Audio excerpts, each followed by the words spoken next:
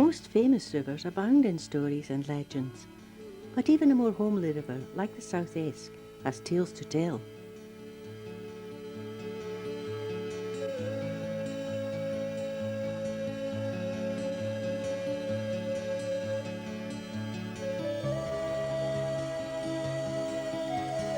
Starting as a trickle in the Angus Hills, it reaches the proportions of a healthy burn at Milton of Clover, from where it rushes headlong through hamlets, villages and towns to reach its outlet. This used to be a landmark on the Whisky Trail and latterly a pony trekking station, but modern times bring modern transport. At least there's no need for liniment after this lunchtime expedition.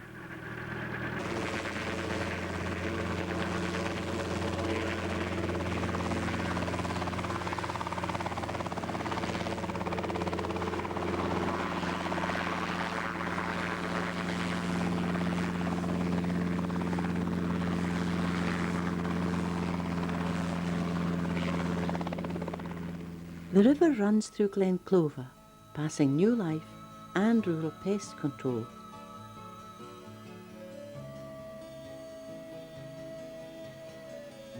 On to the community of Cortahy, with its warm sandstone church and pretty Laird's Gate. However, His Satanic Majesty is reputed to have hurled an enormous boulder at the church. His aim proved faulty and he flew off in a rage, giving rise to the tongue twister, the black-backed Petrick flew ower the kirk o' Cortahy.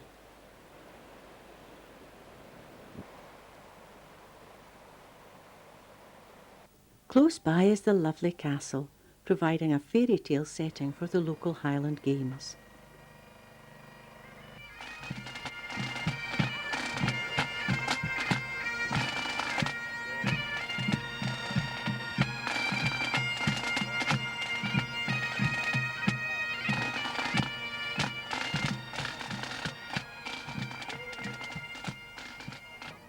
These games are not smart like Braemar, but couthy and friendly.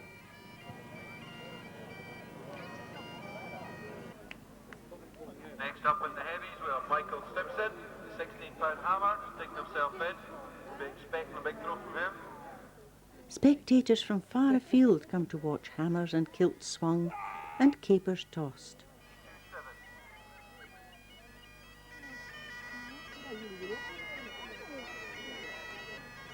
This one is a perfect 12 o'clock throw. Not far downstream is the ancient tower house of Inverhority Castle.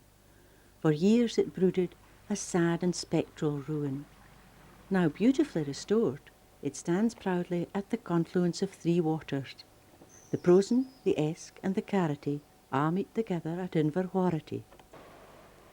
The Spartan modern lines of the new Shill Hill Bridge give no clue to the fact that the old bridge spans an even older ford. A fearsome Kelpie once exacted toll money, and this carved image remains to placate his wrath over his loss of revenue. Only the young have the bravado to plunge into these ever-chilly pools. But though today's stone skimming is innocent fun, it is fitting that competition should endure here, for these were jousting hawks or fields. The name is now corrupted to Justin Haw. Who knows, perhaps this very field? Heading ever coastward, the river passes through the sleepy hamlet of Tannadice, not much more than a few pretty cottages, and a church perched on the bank, reminding us of the age-old connection between religion and water and ongoing life.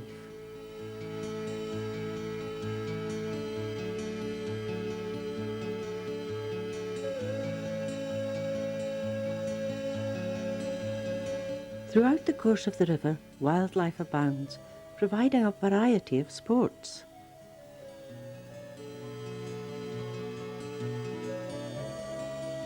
Even pearl fishing. One of the most enduring sports must be the ageless art of angling.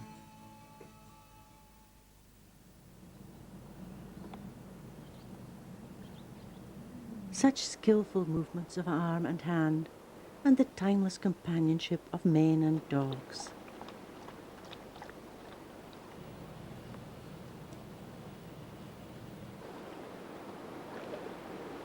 But all such altruistic thoughts vanish when faced with the primeval thrill of a good catch.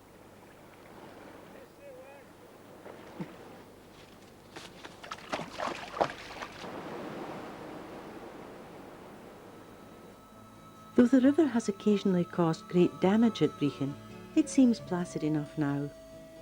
The cathedral nestling on the north bank is flanked by a venerable round tower, one of only two in the country.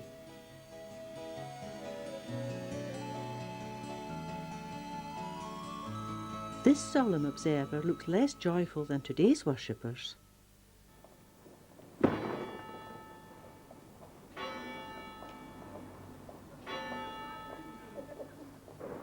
From here, the Esk is accompanied on its journey by a steam railway. No great speed is achieved.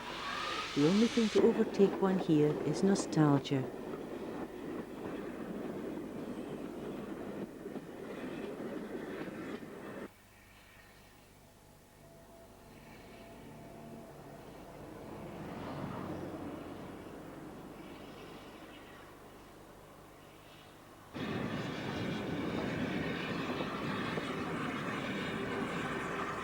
Not many rivers are spanned by such elegance as the Bridge of Dun, an Adam's edifice to complement the local mansion house.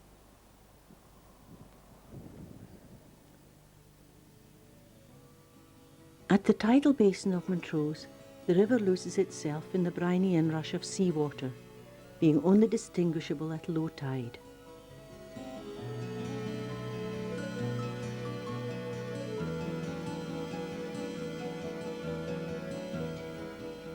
However, as a last gesture to bird life, it combines with the wetlands to provide a perfect habitat for a wealth of marsh-loving wildfowl.